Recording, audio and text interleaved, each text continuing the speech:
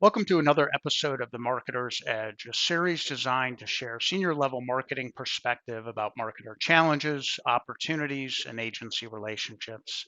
Our goal is to help marketers learn from other marketers across different industries and to help provide perspective for agencies about the things marketers deal with every day to help them better represent their clients and win new business. Today, we're talking with Joe Kerwin, the Chief Marketing Officer at Lendistry. Joe, thanks so much for joining us today. How have you been? Thanks for having me, Mark. I'm great. How are you? Good. I'm doing fine. Thanks for asking. I've got a small handful of questions for you today, but maybe before we get into those, can you tell me a little bit about Lendistry and your role in the organization so our viewers know what kind of company it is and what you do for them?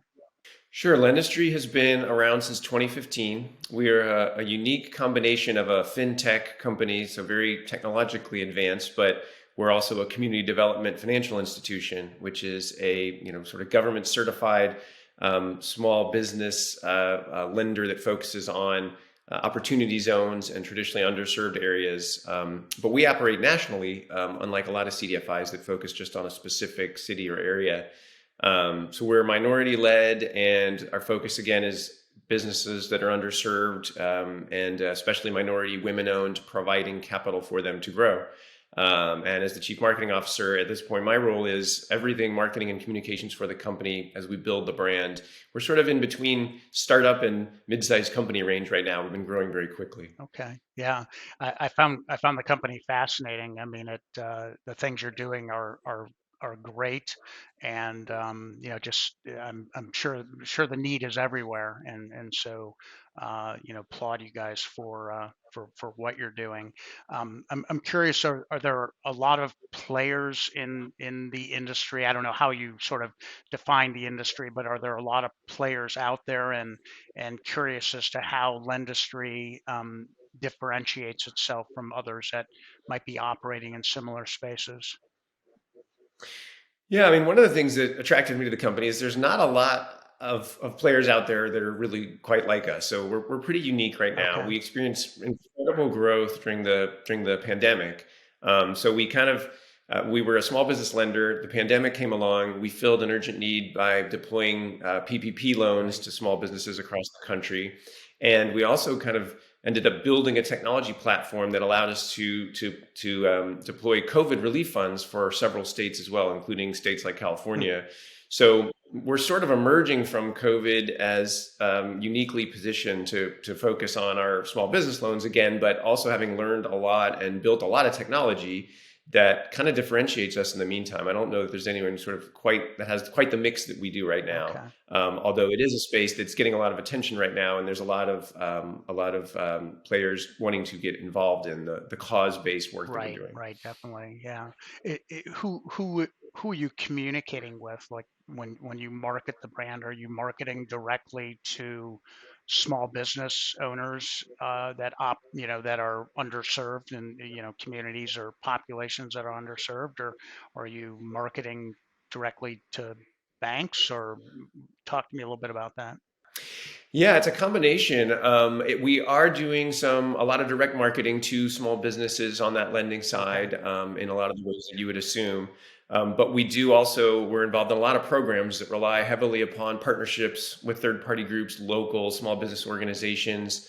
Sometimes they're helping not only get the word out about some of the programs that we're involved in, some of these grants that are state based or government based that people may not know about. Sometimes they're also literally helping small business owners walk through our technology Hmm. process to apply for Okay. things if they need that help. Okay. And then we also get referrals from banks and organizations that may not be set up to lend at our level, but still want to see businesses succeed at that level and connect them with someone who can help them. Okay. So there's a number of kind of channels that we work in right That's now. great. That's great. And I'm just curious, is it hard to be a legitimate player or perceived as being a legitimate player in this space, given there are companies out there that are probably somewhat predatory in the way they loan to the underserved populations? Are there ways that you've had to, manage that to put yourself in a different light and relative to, other things that are out there? Or is that not much of an issue for you?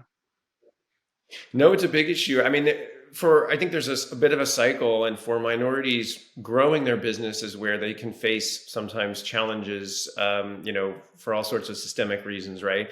And a lot of times, what they're left with in terms of their source of capital is personal credit cards. And then they hit a point of their growth and success where they need more capital to grow than they Right. can get from those credit cards. And that's where some of these predatory loans have come into play.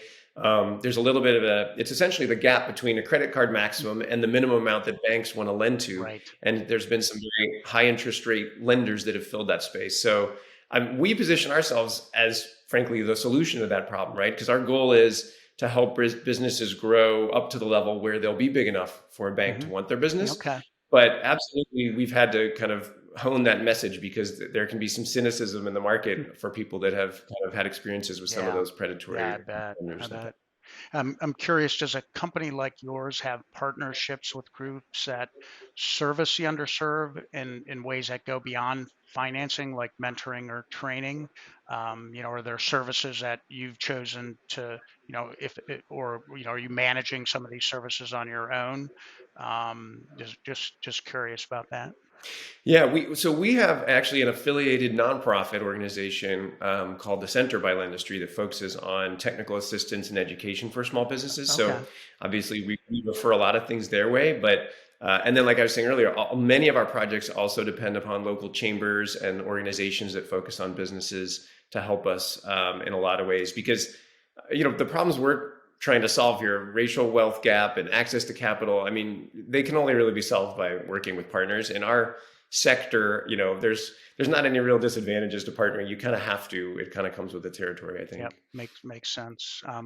And you talked about the different groups that you're marketing to. How do you manage marketing to these different groups? What approach do you take to, get the attention that you feel, you likely deserve? Are there different tools that you're using or approaches to target these different, organizations and individuals? Yeah, I mean, we've been lucky as of late to get a lot of earned media out Okay. there, frankly, and coverage of what we're doing. Oh, that's great. And so right now, yeah, I mean, there's states and cities and federal government and some banks and corporate entities. Sometimes they come to us wanting to work with us. So obviously that makes my job a lot easier in terms of our. But outside of that, we use very traditional marketing methods to target our potential Okay. audience. I think the one thing that's been interesting for me, I come from a B2B background, but probably at a larger, more corporate level, and so this is essentially it's B2B marketing, but it's just to a very specific set of business owners. And so you have to think about things. These are people who are frankly busy running their business all day, right? And so and just keeping themselves Hmm. afloat. So we've learned maybe they want to engage with us in the evening or off hours or in different ways. And so that's where we've come to rely on our technology quite a bit. And that's helped us as well because it's a sort of specific subset of the B2B world. Okay. Okay. That's great. Do you guys work with any agencies, or do you pretty much manage everything in-house on your own? Right now, I think in terms of our size and the point of our Hmm. development, we rely on outside agencies for execution. So media placement on advertising, PR outreach, some of those kinds of Got it. things. And then I think the more sort of brand building we're doing still internally as a Okay. team. Got it. Got it. So, sort of, what would you say the benefits are in working with some of these specialty agencies on the outside and helping Lendistry? I mean, I think for someone like me who still doesn't have a large team, I think obviously the benefit is we just don't have the amount of ability to execute on the level that they do. Right. Um, I think from a sort of more broader branding perspective, when you're small and sort of building that as you go, I think the advantage to kind of doing that ourselves is that we're in the thick of it every day. We have a company that's growing and changing very quickly, and we can pivot without having to kind of bring someone else up to Right. speed. But the reality is, I think that only lasts for so long, right? I think internal teams can kind of do that if you're a certain size for a certain amount of time. But if you get lucky and you build a successful brand once, you really need to go external to refresh it the next time around. I think it's hard to do that without external opinions and experience of some agencies Okay. to help there too. Prior to Lendistry, had you worked in sort of non-startup like organizations? Yes, definitely. Okay. I have worked in startups as well, but a lot of my career was with larger, more established organizations, and Okay. working with agencies. And those in that context was more about refreshing, Right. changing, honing Right. tools. So how does the world of sort of managing in a startup situation like this or quasi startup, what are the expectations? How are they different for an agency in a startup relative to something more ongoing? Are there certain characteristics or, qualities of the agency that you'd look for, given your situation today, that might not have mattered as much in more of a well-established organization? Yeah, I mean, I think so. I mean, probably the most obvious one you'd assume is, time. I mean, it's times of the utmost value. Like I say, we're a small company moving Hmm. quickly and changing quickly, so it's more of to me, it's more of a situation of how can you help save me time, Right. frankly, right? And I think, there's less of a. I think one of the things that you run into with smaller organizations as well, obviously that don't have as long of a history, is you get agencies that kind of come in and say, look, if oftentimes our early interactions are them just wanting to know us, right, and asking us questions, and that's necessary, but there's also a balance there, right, where I think we have a challenge of, if your first interaction is, hey, Joe, I want you to tell me about your company for an hour, and then I'm going to go ask all your executives about your company, at a certain point, that may not be the most helpful thing for me timing wise, Right. right, because now I'm kind of paying you to give you a lot of information, and but it's harder. It's harder to do that research because it's a company that's less well known, Yeah. right, than some of the ones I've been in the Yeah. past. So it's kind of a balancing Okay. act. And any advice if you're talking to another startup like organization, any advice you'd give to that marketer thinking about bringing new agency on board? I mean, I do think you should start your search before you have an immediate need. I mean, Okay. because I think it may take you longer than you think to find the right partner and what's hopefully a synergistic partner.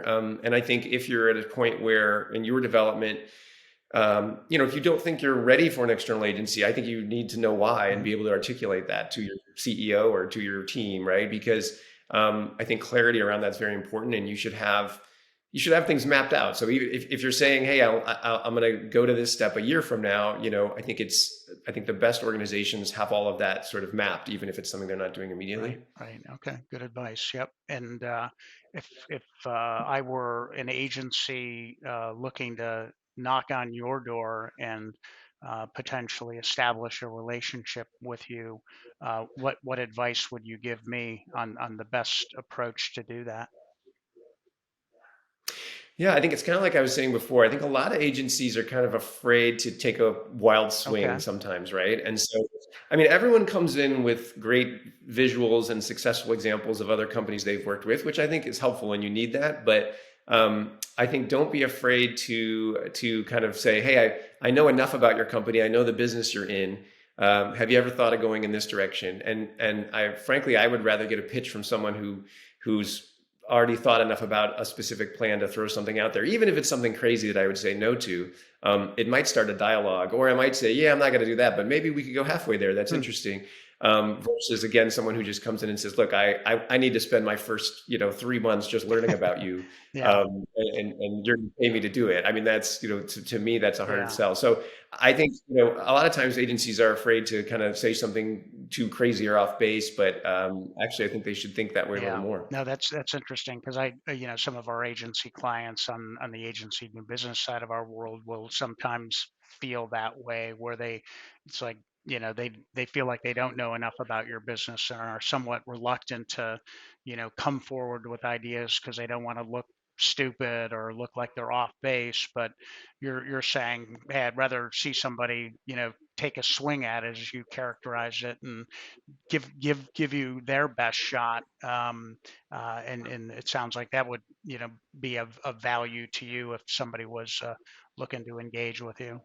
Yeah, I mean, it's a creative Yep. industry, right? So I think don't be afraid to get kind of creative with that because it might differentiate you as Yeah. well. Yeah. A lot of agencies probably trying to knock down your door, I would imagine. Yes, yes, definitely. I think it's at the point of our growth right now, and where we're starting to get more kind of a higher profile as we grow and work with more companies. Yeah, it's definitely Yeah, I happening. know.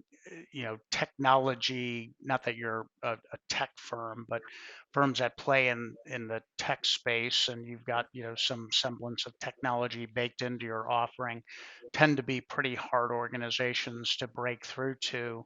Um, just one last question: any advice you'd give to an agency on the best way to engage with marketers, just to break through and start a conversation? Yeah, I mean, I think, to your point, it's hard because there's kind of a lot coming at us Yep. all the time. I mean, right now, it sounds very basic, but email is tough, right? I mean, I just get a lot of emails all Yeah. day long, frankly, right? And I'm in the same business. I'm sending emails right out there to small business owners. So it's just tough to engage that way. So I think it's about but getting that first meeting and getting into a conversation, I think is the key. And it's just kind of, I think, how do you break through that Yeah. noise? I wish I had the Yeah. magic bullet, but I think it's worth it trying to do, and that's kind of why I say sometimes something creative and something that Sure. shows. I mean, I've had some pitches where they've created something even very brief, but it just showed me that they know Hmm. who we are. This wasn't just a mass send. They've got our brand in here, and they're saying something unique about That's our great. brand. That speaks Yeah. volumes sometimes, even though it takes Yeah. longer to No, do, that's obviously. that's great. Great perspective. So, well, super, Joe. Anything else you want to add before we sign off here?